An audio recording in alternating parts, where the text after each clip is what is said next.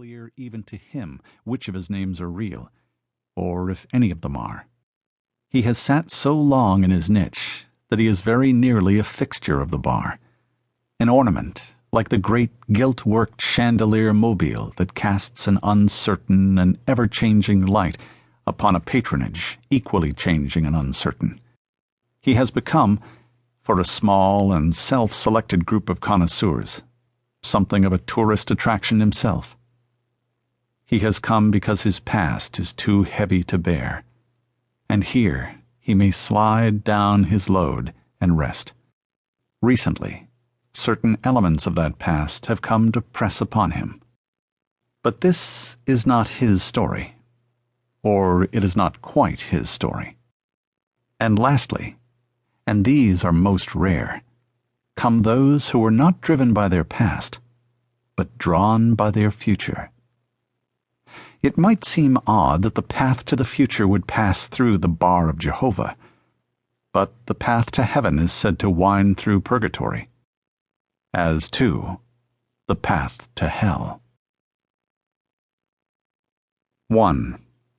Dog gone. And so the story begins, if it did not begin elsewhere and at another time.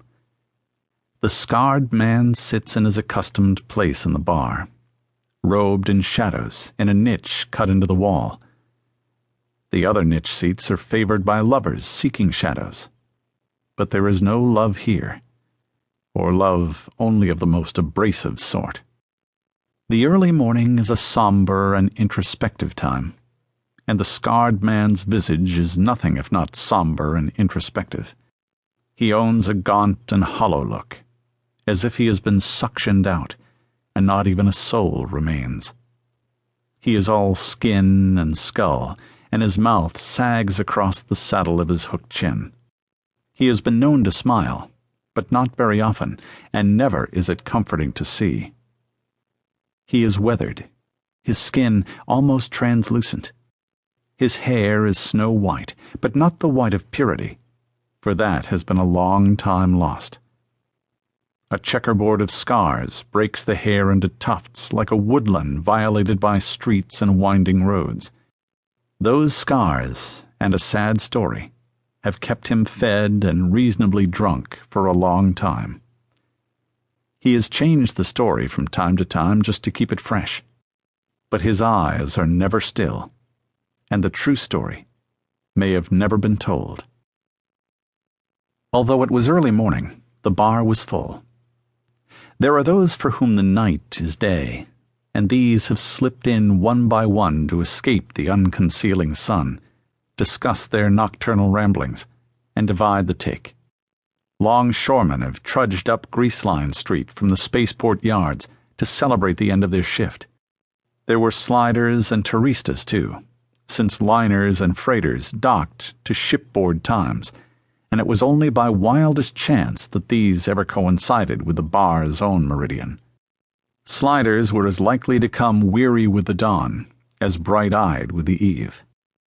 And they talked, all of them. They told tales, aired grievances, warbled songs. They muttered darkly, and whispered intrigues as intricate and Byzantine as their states of intoxication allowed. It all merged into a hum that rose and fell with numbers and furtiveness, but which never ceased entirely. It was a joke among the regular patrons that there were conversations still ongoing long after the originators had died. And what jest is ever purely a lie? There are documented cases of ship captains returning after long absences and resuming the self-same discussion. The scarred man sat to his breakfast, and his breakfast was one of dal and baked beans and sautéed mushrooms with scrambled eggs and cold, fatty bacon. He ate in a silence punctuated by occasional mumbles and sub-vocalizations, as if he himself embodied in small the chattering crowd around him. Some thought him a little mad because of this, although they were wrong, for there was nothing little about his madness. Above, a door closed, and the scarred man's eyes flicked upward for just a moment.